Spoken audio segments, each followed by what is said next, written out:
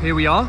So combine just behind. Here is the first bit of Claydon barley. You can see the very distinguishable Claydon rows. There looks to be a lot out here. Do you know, even though this fell on our land, GigaClear still refused to accept it's ours. They got all funky about it. Even though they wrote us a letter to say that they were coming through our land and putting the GigaClear line in, suddenly it wasn't ours when it actually came to paying. So I'm going to drop this header trailer off, just down in that grass. Come down to get a new trailer. This is our first bit of Claydon drilled barley just coming out. What we were saying is it's really weird to see how wide these rows are, and yet from the base you can see how it's kind of bloomed out. Looking at this, it does look thicker, but when you actually get down into it, you see how it's tillered out and how the canopy is completely full. As I said, the grains I think are pretty much the same all round. Look at how they're cracked in the center. So unfortunately I wasn't able to get the sveaverken box actually onto the combine again, because I said harvests came a bit too quick for us. We've got the barley left, and if it's going to stay dry we're just going to keep cutting it all. But obviously we've got it on this tractor, so the next job's going to be straw rake, then probably a bit of light cultivation. Then we need to see what we're going to be doing with drilling. Good first load dumped. Windows are wet, just started raining, which is really annoying. Just tipping another load. Right. I always do the tailgate afterwards when I'm out on the road. Saves getting out 3 times. Just. That is tight. This one's a lot easier. You always leave a trailer facing the way of the gateway. And the reason being, it means that when she's loaded, you don't end up dragging all that weight across the field and giving yourself extra compaction. Stupid place to put an electrical plug. Mostly it should be up here on the block. There we go. She's good to drop off. I'm going to go back and tip the beam trailer, clean it out, and then we're going to bring it up here and I'll just row it behind that one. These rams go. That'll be down quicker than you can blink. There you go, some of the beans have come out.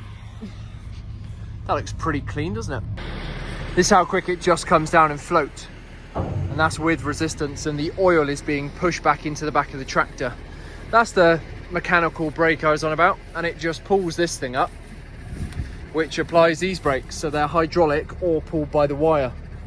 Nice big bumblebee feeding on our sunflower. Quite a few bees across them. Monday night it rained, Tuesday it rained, Wednesday it rained, we're now on Thursday. So unfortunately we've had to stop harvesting.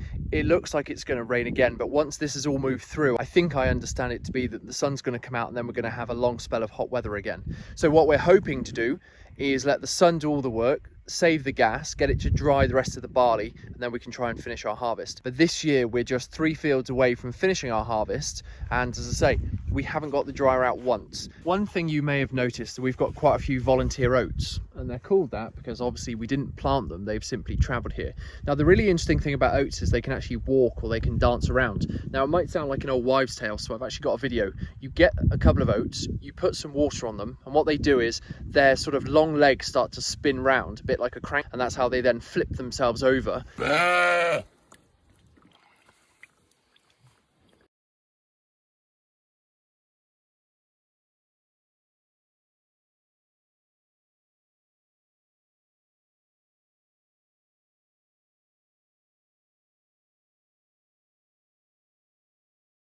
You can hear the barley just ticking, almost like Rice Krispies, and it's just starting to dry out. I'd be interested to know, other farmers that watch my channel, does your barley look like this? What I was saying, sort of rice-like, it's all split up the middle. The Amazon seemed to cut a channel, and there was a lot of ground which was then opened up by the sun during that drought period, which means the seed was exposed.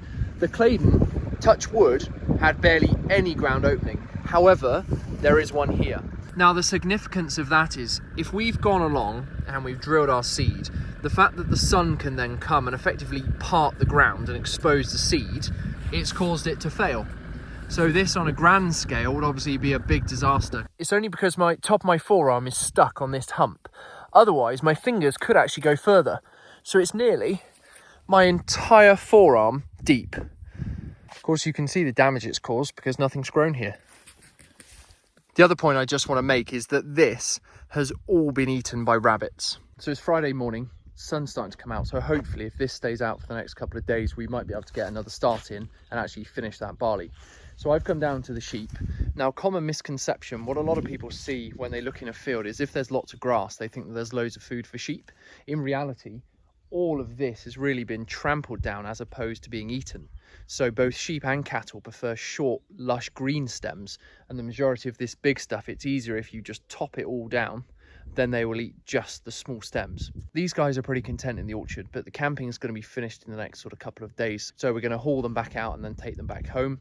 And then I just need to pop up and have a look at a quick pond as well.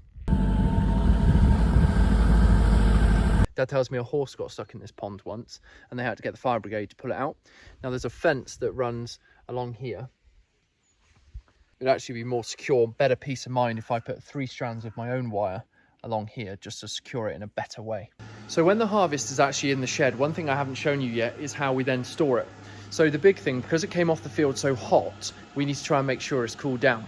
So we've got one probe there which goes into the moisture meter, and then Dad also made these. So we got some drain pipe, and he's got these kind of standard thermometer type things. And so this then gives you 25 degrees at the moment in this heat.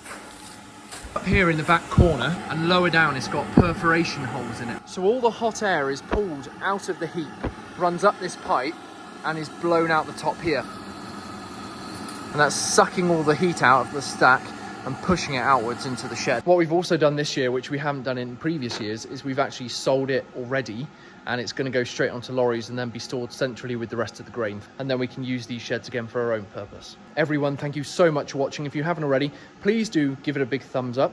Please subscribe. And next week is going to be the Claydon results. So that is the thing that people ask me the most about. How did your Claydon demo get on? So we're going to be discussing that. Do not miss it. And I'll see you in the next one. Bye.